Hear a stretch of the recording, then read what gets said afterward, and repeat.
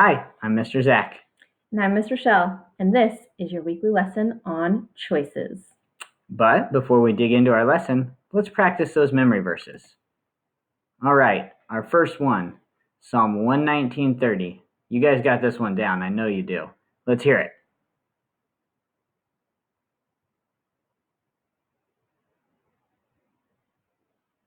Very good. Let's go over it one time together. I have chosen the way of faithfulness. I have set your rules before me. Psalm 119:30. Very good. All right, let's move on to our second one. Okay, let's hear this one.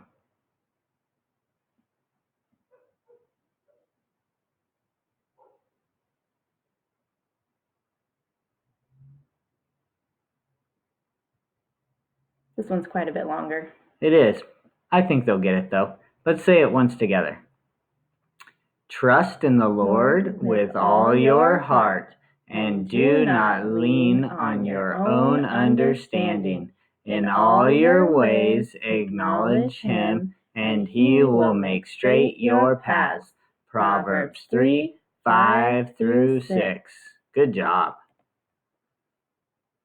Okay, we are going to be talking about a choice this week made by Esther. It's probably a story that many of you are familiar with, and she makes some pretty impressive choices throughout the story.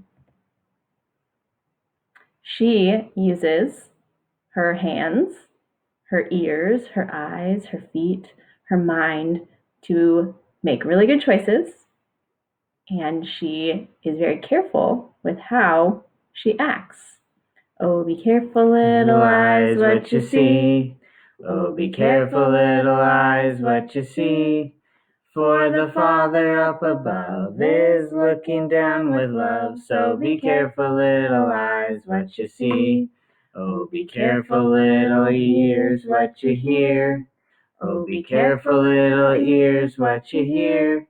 For the Father up above is looking down with love. So be careful, little ears, what you hear.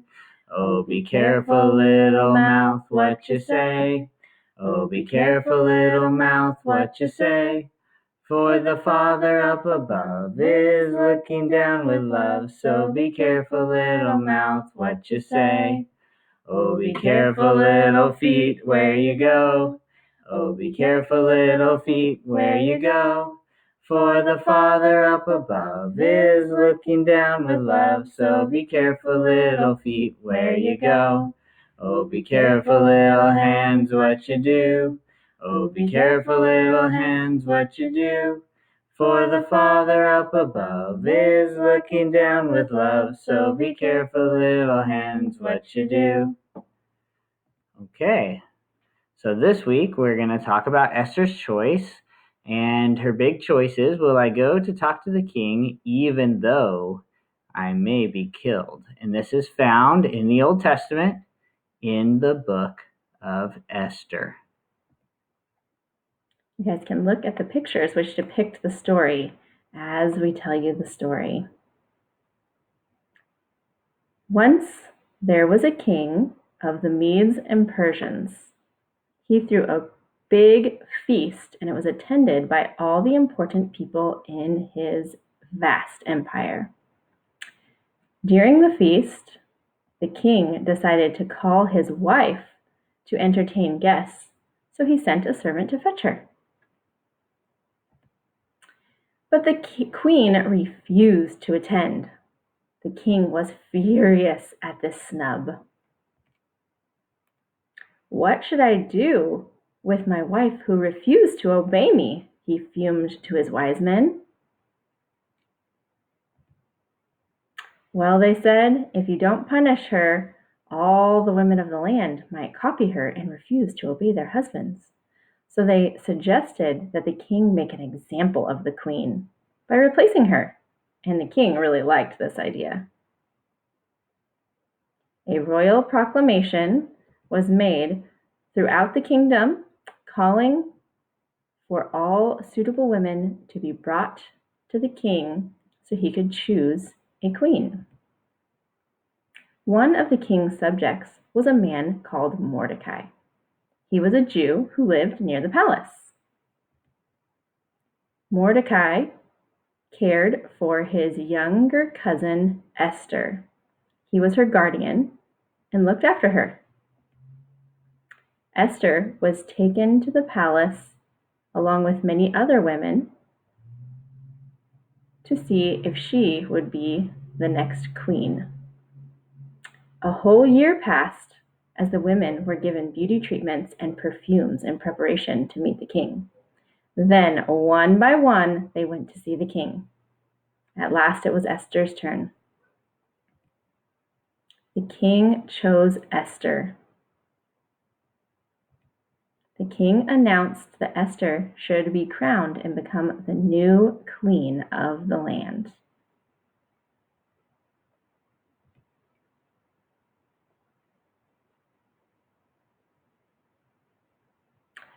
The kingdom had a very important man with lots of power named Haman.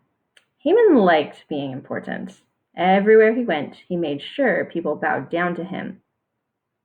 But one man refused to bow down to Haman. It was Mordecai, Esther's cousin.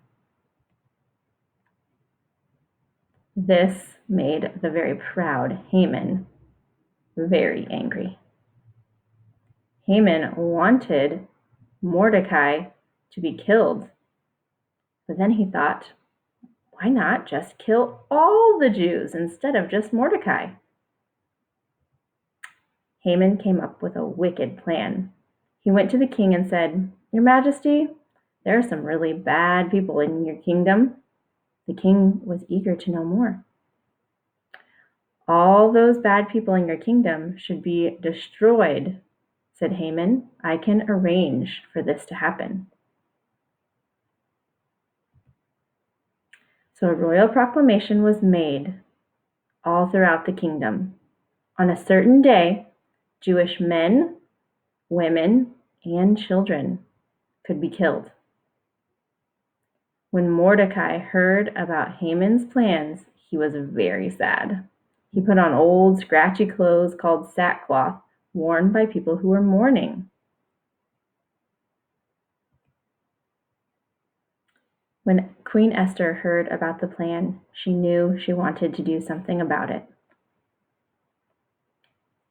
Mordecai encouraged her to go to the king. But if anyone came into the king's throne room without permission, and the king did not extend his royal scepter, they would be executed. So Esther decided to be brave, and she entered the throne room, even though she could be killed for doing so. The king extended his scepter to Esther. What can I do for you? The king asked. Ask me anything you'd like. I would like for you to come to a feast, Esther replied, and I'd like Haman to come too. The king liked the request, and so did Haman. In fact, Haman was so delighted that he went home to brag to his wife. As he passed Mordecai on his way home, Mordecai refused to bow down to him, and this made Haman even angrier. Haman's wife was pleased that he had been invited to dinner with the king and queen. It'll be just me and the king and queen, Haman said. Haman's wife was happy, but she also said, I think you should build a gallows. Then tomorrow, at the feast, you can ask the king for permission to hang Mordecai.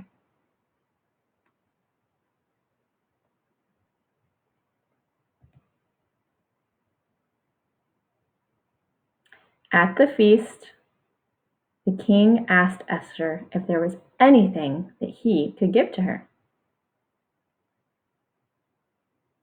I have one request, said Esther. My people are about to be destroyed by someone in your kingdom. We need your protection. Who would dare to kill you? Thundered the king. Esther pointed at Haman. This made Haman very frightened.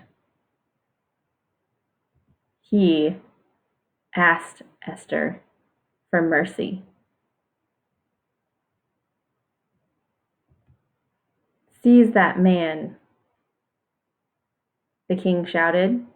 A guard grabbed Haman and dragged him away. One of the servants approached the king. "Your Majesty," he said, "Haman built a gallows and wanted to hang Mordecai on it." The king immediately ordered that Haman be hanged on the gallows instead of Mordecai. Soon after that, Queen Esther asked the king if he could cancel the command for all the Jews to be destroyed. The king could not. It was a rule in the kingdom that the laws could not be changed. "But," said the king, "I can make a new command. The Jews can defend themselves from anyone who attacks them."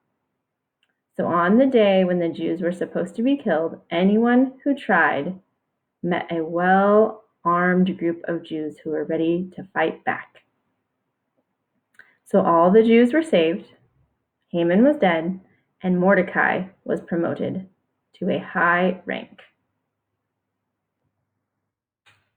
These images are brought to us by freebibleimages.org.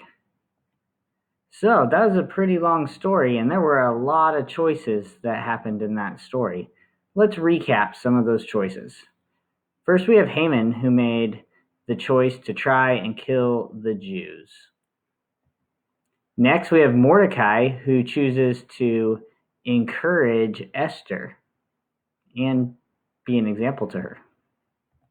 Okay, and we have Esther, who chooses to go before the king.